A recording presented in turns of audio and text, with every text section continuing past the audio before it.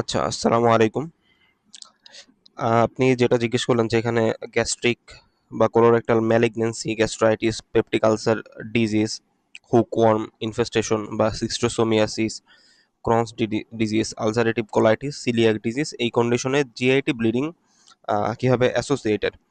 এগুলা না মানে খুবই হাই ইয়েল্ড টার্ম।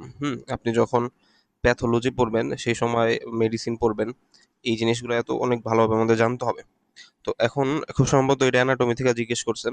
তো এখানে অ্যানাটমির সাথে রিলেটেড যে পার্টটা সেটা আমি একটু বোঝানোর চেষ্টা করি। দেখেন, ব্লিডিং বোঝার আগে মানে জিআইটি ব্লিডিং মানে কি? জিআইটি ব্লিডিং মানে হলো তো আপনার যে total gastro intestinal tract from mouth to Anas যে কোনো পার্টে ব্লিডিং হইতে পারে। এই ডিজিজগুলা সাধারণত এক একটা ডিজিজ এক একটা পার্টে ব্লিডিং করে। ব্লিডিং করার মেইন সোর্সটা কোথায় এটা বোঝার জন্য আমাদের একটু স্টমাকের হিস্টোলজিটার দিকে একটু খেয়াল করতে হবে। সাপোজ ধরেন এটা যদি হয় স্টমাক, খুব সুন্দর হলো না? তো আমরা জানি কিন্তু স্টোমাকের এইদিকে যদি আমরা হিস্টোলজিক্যাল লেয়ার চিন্তা করি, প্রথমে কি থাকে? মিউকোসা থাকে সবার উপরে। তারপর কি থাকে? Sub mucosa. তারপর মাস্কুলারিস প্রোপ্রিয়া, মানে মাস্কুলার লেয়ার থাকে। এরপর সেরোসা বা অ্যাডভেন্টেশিয়া থাকে। এটা জিআইটির এক এক জায়গায় এক একটা থাকে আর কি। তো এইরকম চারটা লেয়ার থাকে, আমরা জানি যে হিস্টোলজিক্যালি জিআইটিতে চারটা লেয়ার থাকে। তো এই চারটা লেয়ারের ভিতরে এই মিউকোসাটা থাকে একদম সবার বাহিরে, তাই না? স্টোমাকের একদম উপরে থাকে হলো মিউকোসা। স্টোমাকের একদম এই উপরের দিকে থাকে হলো মিউকোসা। স্টোমাকের মিউকোসার কিন্তু অনেকগুলো ফাংশন আছে, তার মধ্যে একটা গুরুত্বপূর্ণ ফাংশন হলো, আমরা স্টোমাক নিয়ে মূলত আলোচনা করতেছি, বাকিগুলো সহজ। একটা গুরুত্বপূর্ণ ফাংশন হলো এই মিউকোসা থেকে প্রচুর পরিমাণে মিউকাস সিক্রেশন হয়। হ্যাঁ, মিউকাস সিক্রেশন হয় এবং সেই মিউকাসগুলা আপনার স্টোমাকের উপরে এই দিকে জমতে থাকে, জমতে থাকে, জমতে থাকে। হ্যাঁ, কেন জমতে থাকে? এটা কারণ কি? কারণ আপনারা জানেন যে আপনার এখানে খুবই কি বলে pH 1 এতটা অ্যাসিডিক একটা অ্যাসিড থাকে, নাম কি তার? Hydrochloric acid. তো এই অ্যাসিডের কারণে যে কোনো সময় এই মিউকোসাটা ডিস্ট্রাকশন হয়ে যেতে পারে, মিউকোসাটার লস হইতে পারে, মিউকোসা ক্ষতিগ্রস্ত হইতে পারে, মিউকোসা ভিতরে ঘা হইতে পারে, যেটাকে বলা হয় আলসার, আলসার হইতে পারে। ঠিক আছে? তো এই হাইড্রোক্লোরিক অ্যাসিড থেকে যাতে স্টোমাকের এই যে হিস্টোলজিক্যাল লেয়ার গুলো আছে, তো এই স্ট্রাকচার গুলো যাতে বাঁচতে পারে এই জন্য কিন্তু স্টোমাক এই মিউকোসা থেকে অনেক বেশি মিউকাস সিক্রেশন করে এবং সিক্রেশন করার পর এখানে একটা থিক মিউকাসের লেয়ার বানিয়ে রাখে, যার ফলে আলটিমেটলি হাইড্রোক্লোরিক অ্যাসিড দ্বারা এই স্ট্রাকচার গুলো ক্ষতিগ্রস্ত হয় না। ওকে, এখন ধরেন যখন ক্ষতিগ্রস্ত হবে তখন কি হবে? এটা যদি আমরা বুঝি তাহলে আমরা এই ব্লিডিং এর কাহিনীটা বুঝে যাব। তো যখন ক্ষতিগ্রস্ত হবে সবার আগে কোনটা ক্ষতিগ্রস্ত হবে? অবশ্যই মিউকাস ক্ষতিগ্রস্ত হবে। তো মিউকাস যে সুপারফিশিয়াল লেয়ারটা ক্ষতিগ্রস্ত হবে, ক্ষতিগ্রস্ত হওয়ার পরে তার কি হবে? সাব মিউকোসা যেটা আছে এটা এক্সপোজড হয়ে যাবে, মানে এটা দেখা যাবে।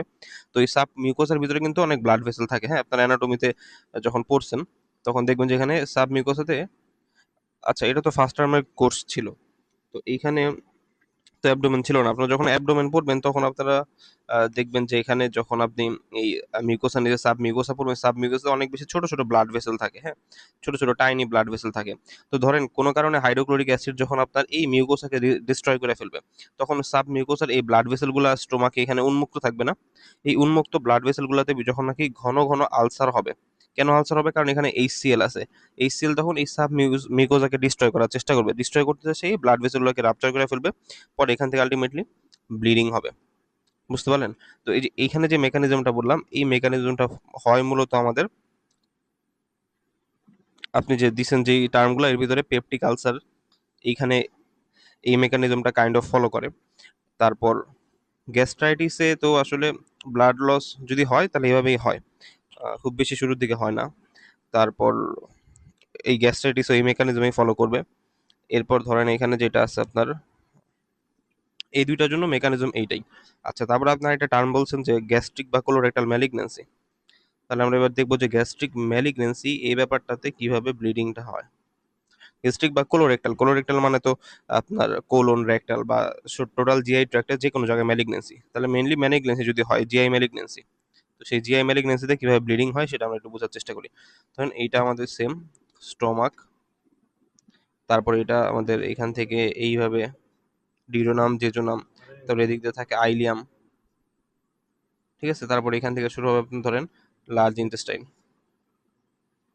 তো এরকম মোটামুটি আমাদের যদি জিআই ট্র্যাক্ট হয়, জিআই ট্র্যাক্টের যে কোনো জায়গায় যদি একটা ম্যালিগনেন্সি যদি হয়, সাপোজ ধরেন জিআই ট্র্যাক্টের এইখানে একটা ম্যালিগনেন্সি, ম্যালিগনেন্সি মানে কি? সহজ কথা হলো ক্যান্সার।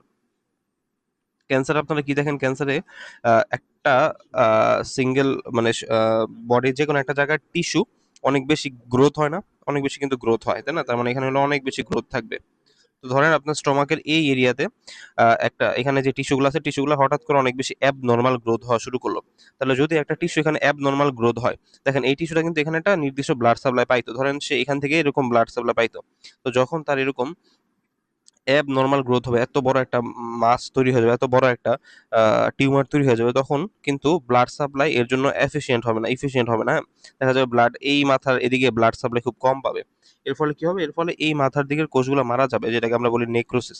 তো যখন এই কোষগুলো মারা যাবে, তখন কি হবে? এই যে নিচের ব্লাড ভেসেলগুলো আবার স্টমাকে উন্মুক্ত অবস্থায় থাকবে, বা যে কোনো জায়গায় ধরেন এখানে একটা মাস হইছে, তো এইটা পর্যাপ্ত ব্লাড সাপ্লাই পাইতেছে না, কারণ অনেক বড় একটা গ্রোথ। তো এর ফলে এটা আস্তে আস্তে এখানকার সেলগুলার ডেথ হবে। তো সেল ডেথ হলে পরে এখানে ব্লাড ভেসেলগুলো উন্মুক্ত থাকবে, পরে ওই ব্লাড ভেসেলগুলোর ভিতরে এখানে ইন্টেস্টাইনের যেই সাবস্টেন্স গুলো আছে, বা ধরেন যদি স্টোমাকে হয়, হাইড্রোক্লোরিক অ্যাসিড আছে, তো আইসা তখন ব্লাড ভেসেলগুলো রাপচার করবে এবং আলটিমেটলি ব্লিডিং হবে। বুঝতে পারলেন? এটা একটা ব্যাপার। আরেকটা ব্যাপার, ম্যালিগন্যান্সিতে ব্লিডিং এর আরেকটা কারণ হলো যে যখন আপনার ক্যান্সার হয়, তখন যেমন ক্যান্সার সেলে গ্রোথ হয়, তখন সাথে সাথে এর ভিতরে এনজিওজেনেসিসও হয়। এনজিওজেনেসিস, দেখেন জেনেসিস মানে হলো তৈরি হওয়ার, এনজিও মানে হলো ব্লাড ভেসেল।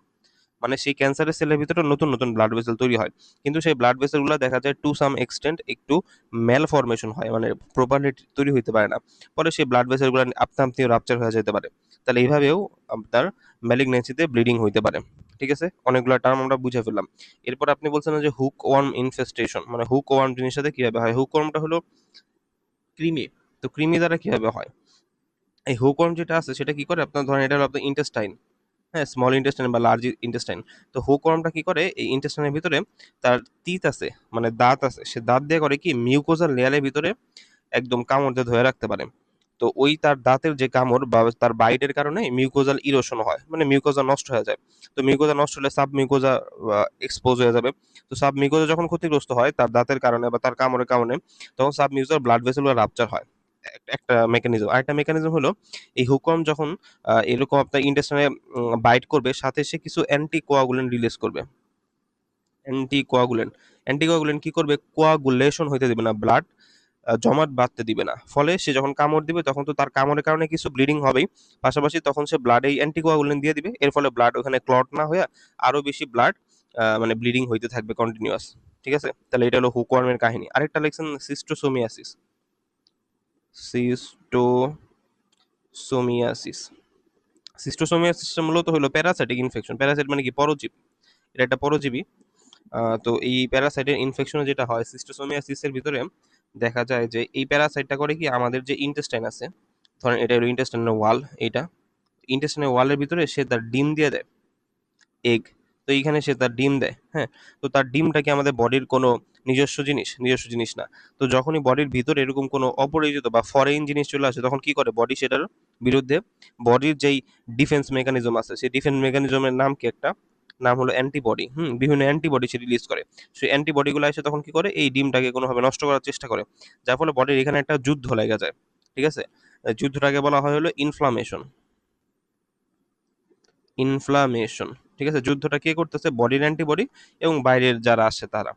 তো এই ইনফ্লামেশনের ফলে কি হয়, এই দিকের যে ইন্টেস্টাইনাল যে ওয়ালটা আছে, এই ওয়ালটার ভিতর যেহেতু যুদ্ধ লাগছে, এখানে কিছু ক্ষয়ক্ষতি হবে। এই ক্ষয়ক্ষতির পরে এখানে ফলে এখানে মিউকোজা সাব মিউকোজাল ড্যামেজ হয় সাব মিউকোজাল ব্লাড ভেসেল থেকে মূলত ব্লিডিংটা হয়। ঠিক আছে, ওকে। আর কয়েকটা টার্ম আছে, এইগুলা একটু মানে মোটামুটি জটিল টার্ম। ক্রনস ডিজিজ, তারপর আলসারেটিভ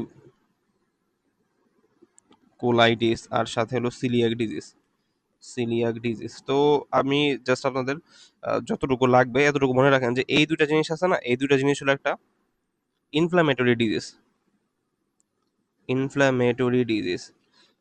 মোটামুটি ক্রনিক ইনফ্লামেশন হয়, মানে দীর্ঘকালীন ইনফ্লামেশন হয় এই ডিজিজগুলোতে। ইনফ্লামেশন কি মাত্র আপনি বললেন, যে বডির ভিতরে বডির অ্যান্টিবডি আর বাইরের অ্যান্টিজেন বা এরকম অ্যান্টিজেন অ্যান্টিবডি মারামারি করবে। তো যখনই এই ধরনের ডিজিজে, ইনফ্লামেটরি ডিজিজ অফ কার, এটা হলো আপনার মূলত ইন্টেস্টাইনাল ইনফ্লামেটরি ডিজিজ। কিছু কিছু জিনিস এখানে ক্রন ডিজিজ ইন্টেস্টাইনের একটা পার্টে এফেক্ট করে, আলসারেটিভ কোলাইটিস একটা পার্টকে এফেক্ট করে, যেই পার্টকে এফেক্ট করবে সেই পার্টে ইনফ্লামেশন হবে, এবং যদি যখন ক্রনিক ইনফ্লামেশন চলতে থাকবে আস্তে আস্তে সেখানে আলসার হয়ে যাবে, মানে ঘা হয়ে যাবে, মিউকোজাল ড্যামেজ হবে, সাব মিউকোজাল ব্লিডিং হবে। ঠিক আছে, এই মেকানিজমটা মোটামুটি কাছাকাছি। আর সিলিয়াক ডিজিজ যেটা আপনার, সিলিয়াক ডিজিজে সাধারণত ব্লিডিং হয় না। সিলিয়াক ডিজিজ যেটা, এটা সাধারণত ব্লিডিং হয় না।